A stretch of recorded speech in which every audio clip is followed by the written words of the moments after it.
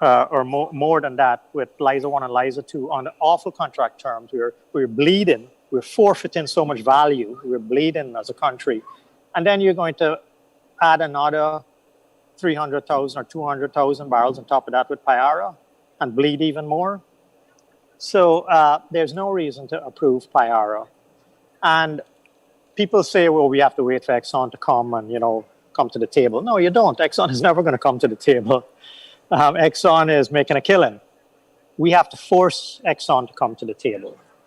And the only way we do that as a country is we withhold approval of these projects. We have to squeeze them, just like in any other arrangement, any other business. You have to squeeze them and force them to come.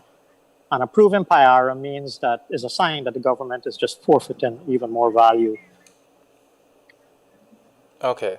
During the most recent press conference held by the president and the vice president, one of the questions I asked the vice president is whether the government intends to allow Payara to go forward as the previous two projects have been given approval without renegotiating and without squeezing out that $55 billion that Global Witness says we lost.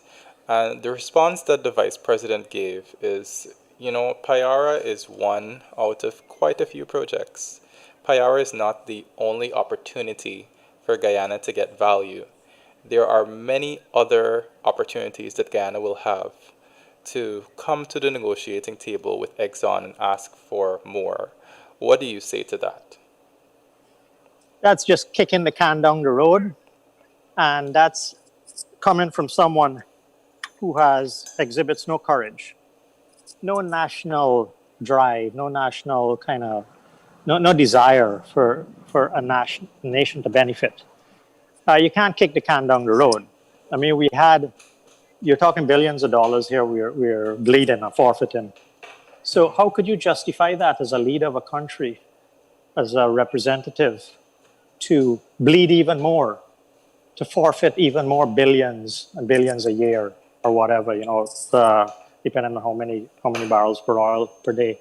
So that's this idea that, we can get a better deal in the future is nonsense, because the longer Exxon gets entrenched in Guyana, the more difficult it is to get them to change what they're doing.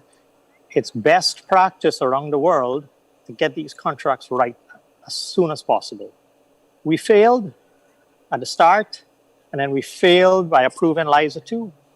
And then if now we're at the third project, we're going to fail again. That's not an acceptable answer by a government official. Okay, now you're saying we failed on the first two projects. Is there any way to turn back and salvage what we lost on Liza 1 and Liza 2? Of course. So, people think, if you renegotiate, if you challenge Exxon, that means they're leaving. Well, no. Exxon isn't going anywhere.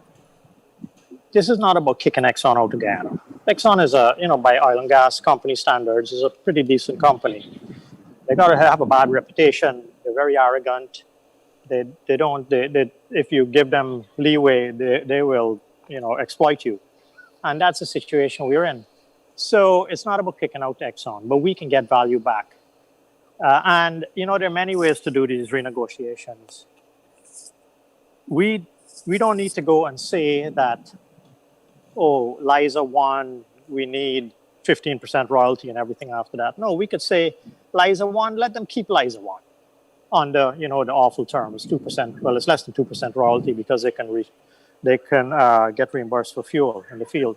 So let them keep that 1 to 2% royalty and not pay tax on Liza 1 because, they took a risk. Exxon took a risk. And, Liza 1, just having those original contract terms on Liza 1, they will make a huge profit. They will cost recover tremendously. Then we could say Project 2, Liza 2, better terms. We could say Payara, even better terms. So you can have a sliding scale. So it's not like a big shock to Exxon. You can actually have a sliding scale. and contracts have this. And the reason for doing that kind of sliding scale on a project by project basis is because Stabroek Block is so huge. It shouldn't be that huge, but usually the blocks are smaller. And then as you develop block to block to block, then you get better terms in each block as you award those blocks. But the problem is we awarded everything in one go at one time.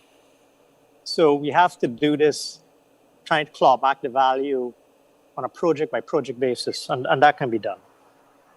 All right then. I'd like to take us to the topic of Robert Prasad. You have criticized the PPP government's hiring of Robert Prasad as the Foreign Secretary.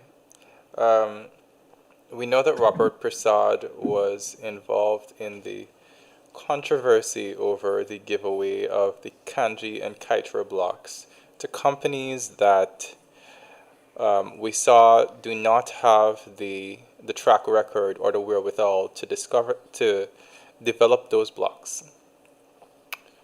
What part do you purport Robert Prasad played in this? And now that Robert Prasad's hiring is now not in near the oil and gas sector, but in the foreign ministry, what harm do you think Robert Prasad can enact now, given his hiring to that post?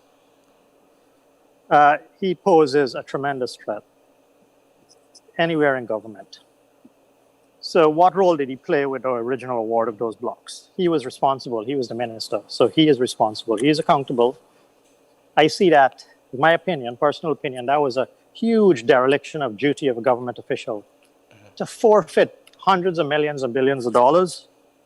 But if he just waited days, instead of awarding the blocks when he did, if he just waited days, everyone knew that Exxon had good signs on the discovery well. People know weeks, even months in advance, before the information was officially, that announcement was made. People know.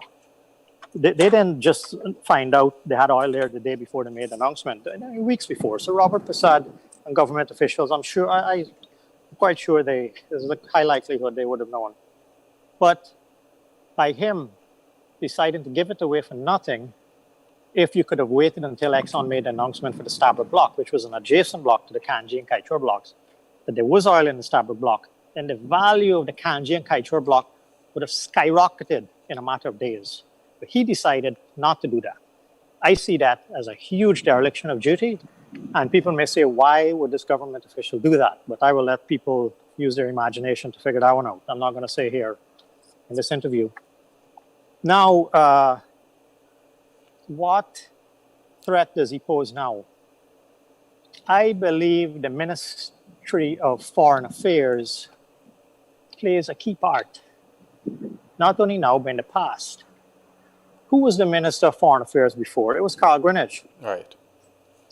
Who was rumored to have signed the deal with Exxon in 2016? Remember, Trotman initially said, it's not me, guys. I'm the minister, but it wasn't me. That's what Trotman on the record saying that. And then for years, people were saying, well, was it Greenidge? And then Sir Sridhar Ramphal were the two of them linked in. People were asking those questions because you remember Sir Sridhar has a history with the issue with Suriname, the oil issue with Suriname, and then now the issue with Venezuela. So there were a lot of questions around the Ministry of Foreign Affairs and Carl Greenidge. So I'm not surprised that Carl Greenidge has been brought in now by the current government and Robert Prasad into that same ministry. That does not surprise me. Okay, thank you very much, Dr. Mangal. We're just going to go on a brief ad break for a few minutes, and then we'll be right back with you. Okay. Kaieteur Radio. Covering Guyana from coast to coast. Demerara and Essequibo 99.1 FM. Berbice 99.5 FM. Kaieteur Radio. Kaieteur Radio, keeping you informed. Demerara and Essequibo 99.1 FM. Berbice 99.5 FM. Kaieteur Radio.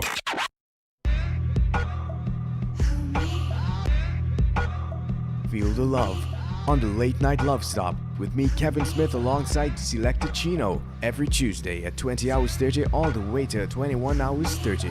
the late night love stop on Kaieteur Radio. Hi, I'm Alana, Hi, I'm Casual. and we want you to tune into the Morning Rush. Right here on 99.1 and 99.5, powered by Digicel. I'm tired of all these other music playing over and over. It's time to whine. Soca time. The high power is here on Kaieteur Radio 99.1 and 99.5 FM. Join me, Kevin Smith, alongside Selector Alex every Monday to Friday from 11 hours straight to 12 noon, where we keep you company with the best, the hottest in soca. The high power on Kaieteur Radio. Can't wait for your weekend to start dancing? Then let's get started on Power Friday. Join us, yours truly, DJ Viper alongside Selector Chino, where we turn it up for you on Power Fridays from 9 p.m. right here on Kaieteur Radio 99.1, 99.5 FM. Your weekend starts right here. Turn it up!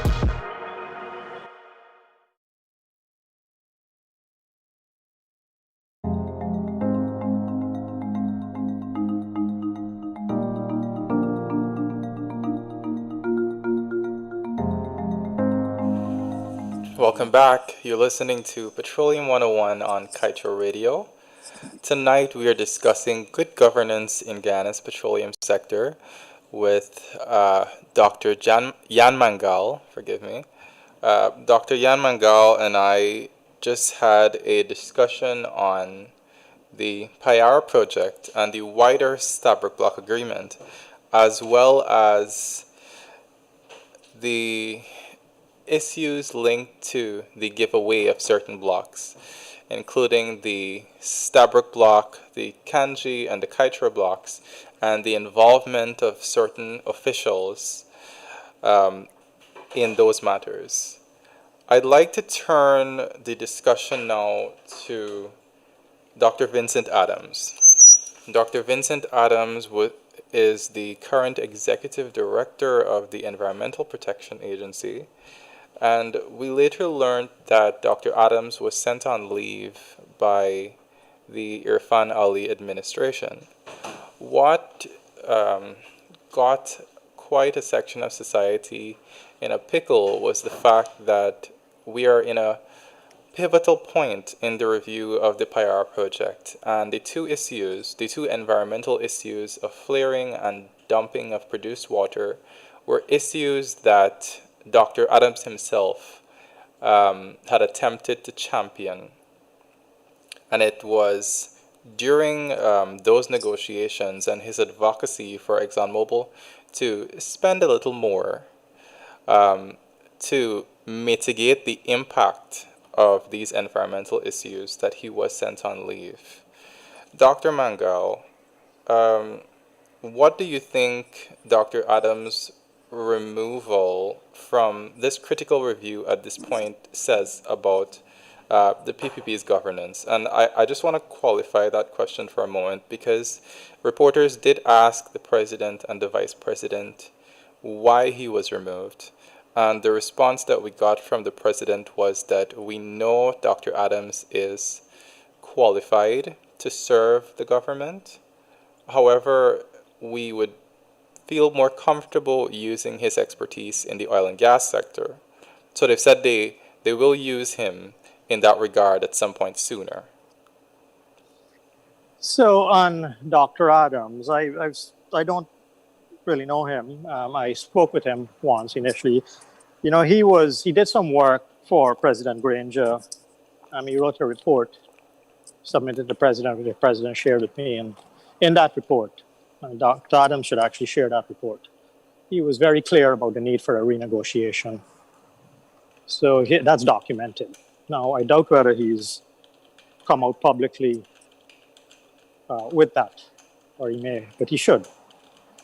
Now, regarding his suitability for the various roles, I know Dr. Adams wanted to be head of the Department of Energy, but he's an AFC guy, and I think the DAPNU folk wanted one of their folks in the DOE.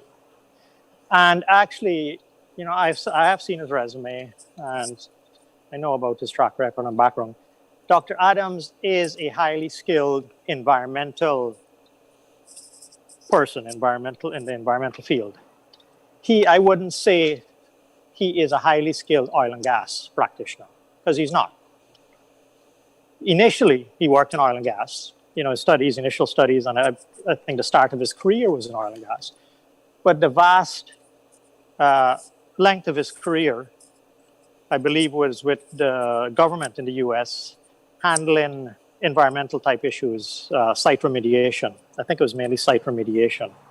So he should be qualified in environmental, but I would not agree that he's a good fit to head oil and gas type stuff in Guyana.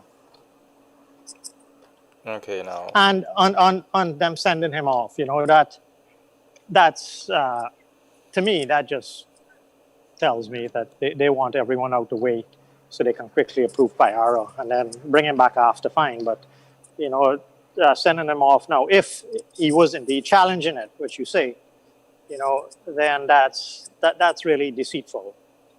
That is not acceptable. Okay, now, thank you very much. Let's move to the topic of local content.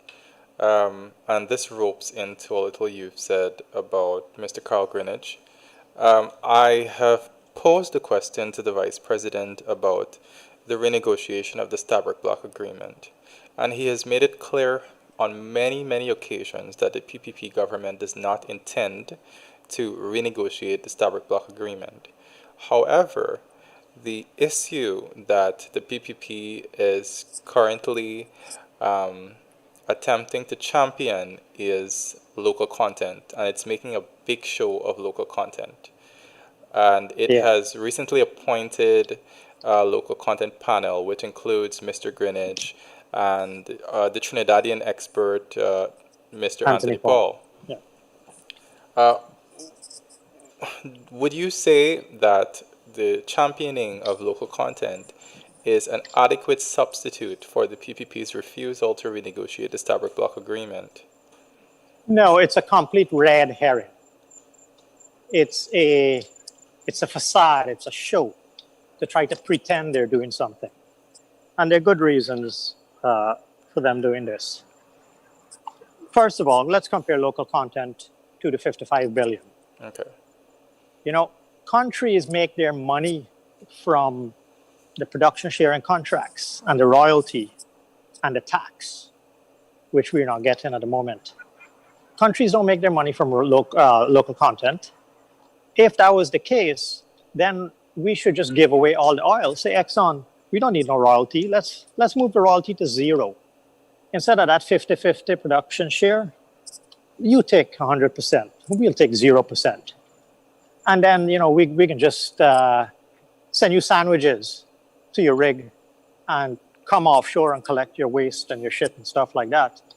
But countries don't do that because the value for a country is in the production sharing contract, is in the royalty, is in the production sharing, and is in tax.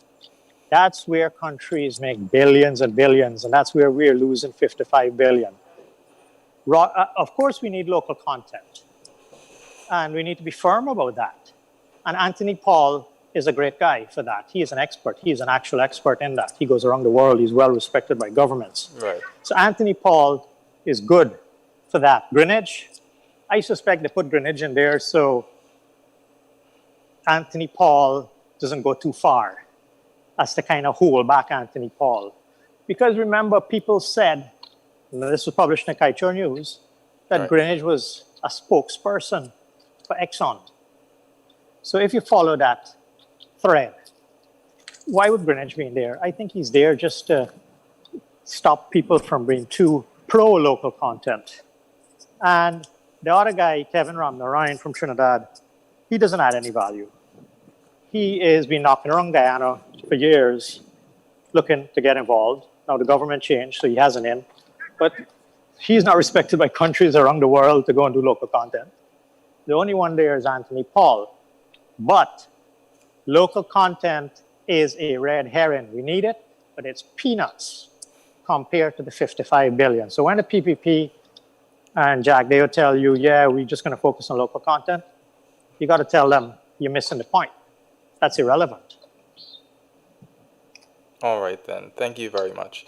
I'm going to throw this question into the mix now, and it's a little broad.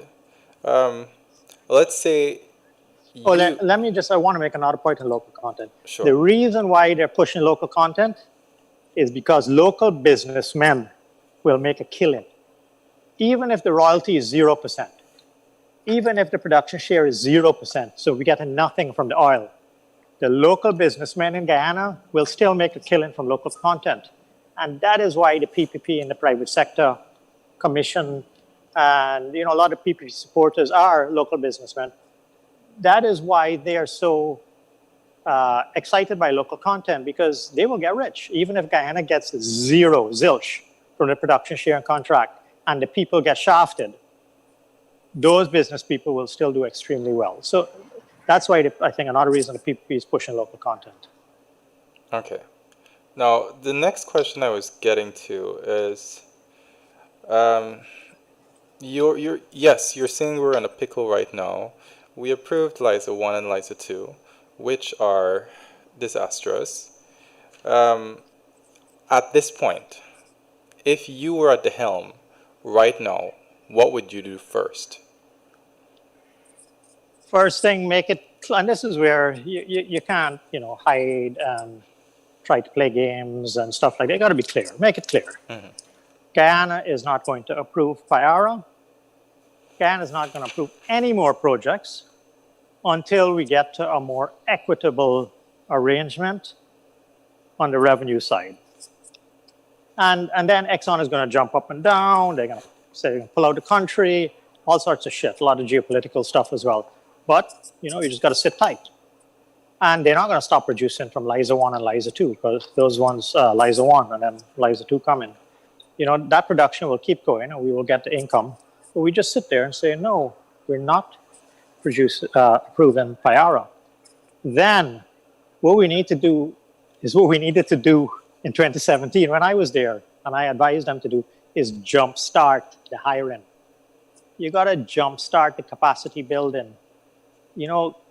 I just felt the previous government lacked a sense of urgency completely.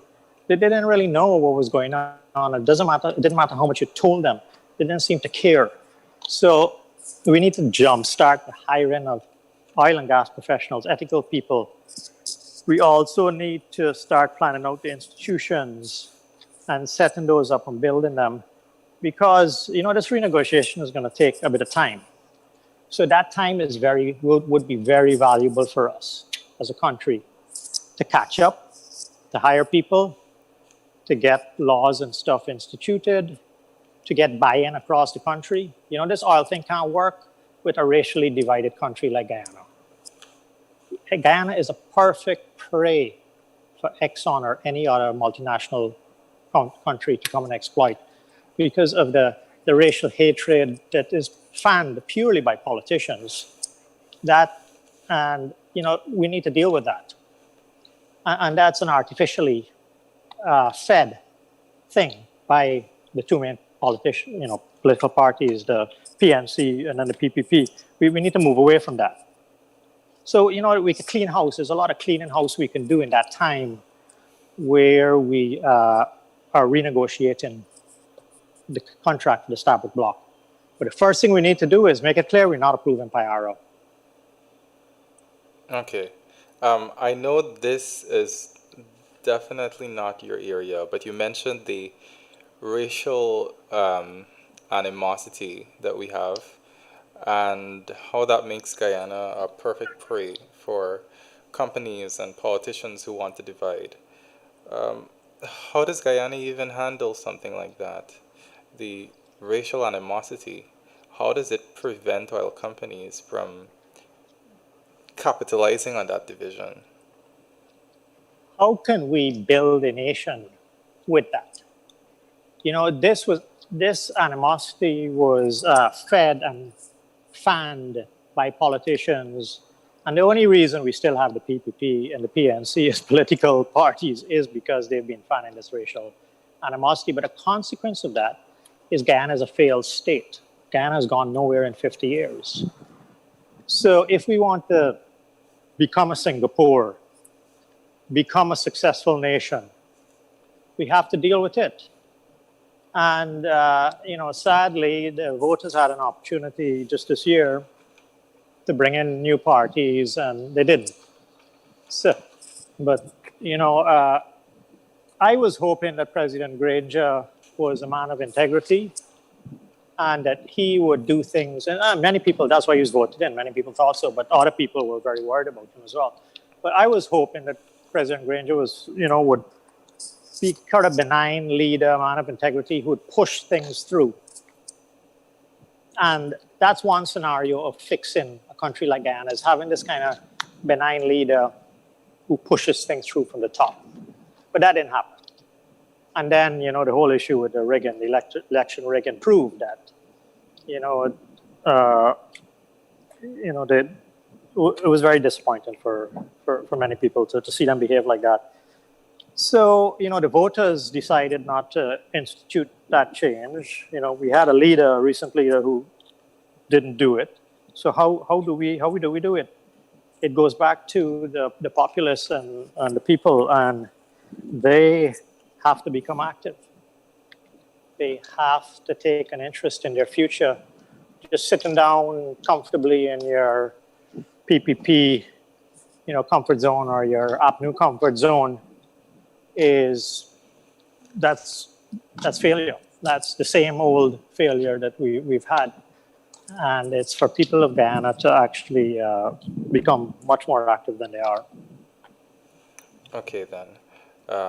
The final issue I'd like to delve into before we close the program is the issue of costs. Kaieteur News, you might have noticed, carried some stories recently about Guyana running out of time to audit costs. I don't know what is the norm in other oil-producing countries in terms of the rate of approval for oil developments, but Guyana approved Liza 1 in 2017, Liza 2 about a year after, and Payara, it seems we're about to approve this one too.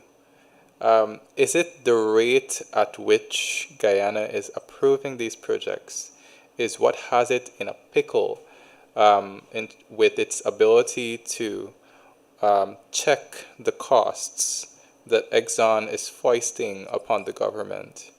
Or is it Guyana's lack of capacity at this moment to audit costs that is the problem? It's both. And Guyana, as I said from the start, 2017, Guyana needs to slow down. Cannot be approving these projects without doing the correct audits. And Guyana never slowed down because, Exxon wants to rush. That's Exxon's strategy with countries like Guyana. Exxon knows the government is a waste of time in Guyana. Exxon has been there before many times in different countries. And the strategy is to rush, always stay ahead of the country. But Guyana needs to break that. And the way you break it is by not approving these projects until you're ready. And, you get the capacity. So on the time limit, of course, there needs to be a time limit because, as a business, as Exxon, they're running a business. They can't have someone coming back and challenging their costs 20 years down the line. You need to kind of sort that stuff out pretty soon. But Guyana has had many opportunities to go and audit those costs.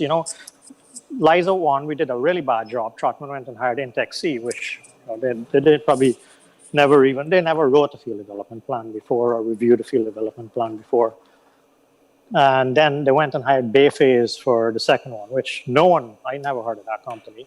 No one I spoke to in the industry heard of that company. And your own employer, Kaieteur News, has run numerous articles on Bayphase and how, they're a non-entity and might be conflicted. So it is clear that the government in Guyana, the last government, and I'm sure this government as well, do not want to do a good job in regard to reviewing costs. They want to give Exxon the money. And, even though $5 billion on the revenue side, we are losing billions on the cost. Those costs are probably inflated, easily inflated 20% or more. Remember, for Liza 1, when myself and Chris Ram started criticizing the cost, it was like 4 point something billion. Right. And after a lot of criticism in the news, it suddenly dropped to 3.7. Now 3.5. It dropped by Yeah. 200 million more.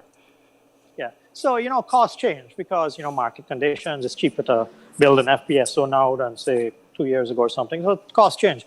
But it's quite funny that when people started criticizing those costs, then the costs seemed to arbitrarily drop.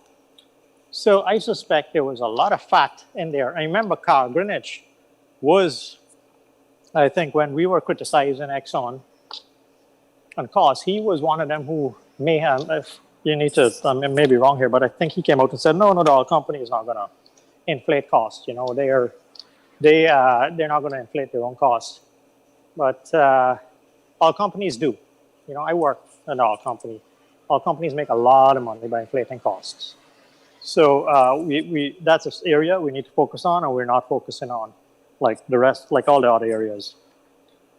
Okay, thank you very much for that. We're coming down to the close of the show. I heard you speak about rushing and the importance of not rushing, taking your time. One of the counter arguments that I tend to hear from people when you say don't rush is the issue of climate change and how the world is moving towards clean energy. We have Europe, which is pressuring oil companies that are based there to move towards renewable energy. And we see it in companies like BP, who are actively now moving to clean energy. So there's an argument that is to be made about leaving the oil in the ground for years while the world moves to more renewable sources of energy. Does Guyana have the time to wait? Yeah, so the Exxon's agents in Guyana and supporters have been pushing this point, or from early on. So the argument is demand is going to evaporate for oil, so let's pump it all out now and get some money for it whilst there's still demand. Well, that's not correct. That's a failed argument on numerous fronts. And one front is, first of all, Exxon is telling his shareholders in New York, guys, the world will always need oil, so invest in us. We're a great company. We produce oil. The world will always need oil, so invest in us. Yet, Exxon is telling its agents and supporters in Guyana to spread the exact opposite message, that demand is going to evaporate. So there's a clear contradiction there and shows that the argument is not valid. Now, another point. Guyana's oil is light sweet oil. Guyana's oil is one of the best oils in the world. When oil starts to go, demand goes, it's the more nasty stuff that's going to go first. So Venezuelan crude, really heavy and dirty stuff. That stuff the demand will drop away before the demand for light sweet crude. So we don't need to be worried that people will stop wanting our oil. Our oil is one of the best grades, and the demand will be there longer than for the other grades. Now, obviously, over time, the overall demand for oil will reduce, or I hope it does, because of the climate change issues. But we don't have to worry about that. You're talking 30 years out and longer for our oil. Now, another issue is climate change. We're a country you're still hearing me? Of course, yes. Yeah, we're a country that is probably at the forefront of being a victim of climate change. So it's a bit hypocritical for us to go and contribute to our own demise. That just doesn't seem reasonable. And, and then another argument is, if the demand is going to go down, why give it away for peanuts? Why let Exxon get everything most of it for this last bit. We need to maximize what we get by better royalty, by the Exxon paying tax on our oil before the world decides it doesn't want oil. If you know you got something valuable but is going to disappear, why are you going to give it away?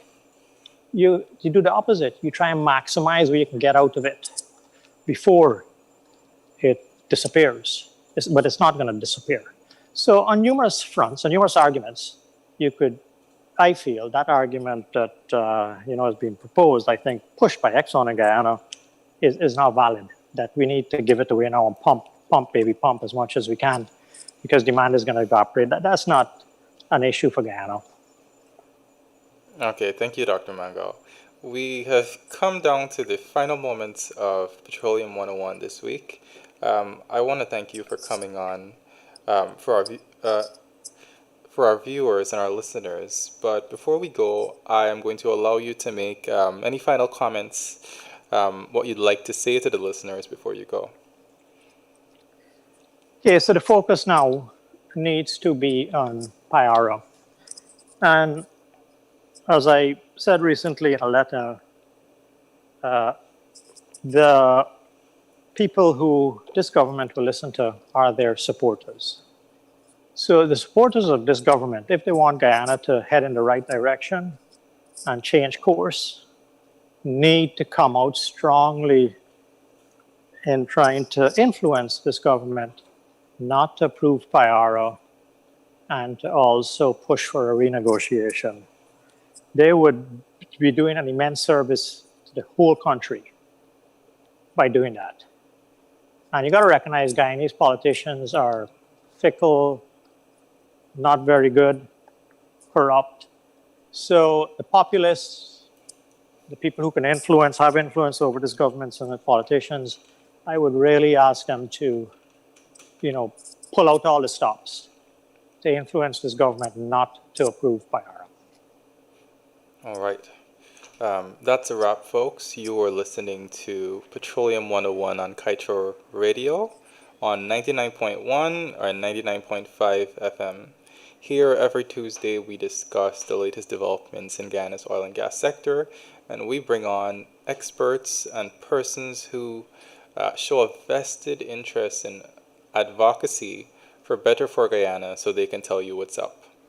So we had Dr. Yan Mangal, who discussed good governance in Guyana's petroleum sector on here tonight. I hope you will join us next week, right here on Tuesday at 8:30 p.m. on 99.1 and 99.5 FM. So until then, I am your host, Kemol King. Have a good night. Good night.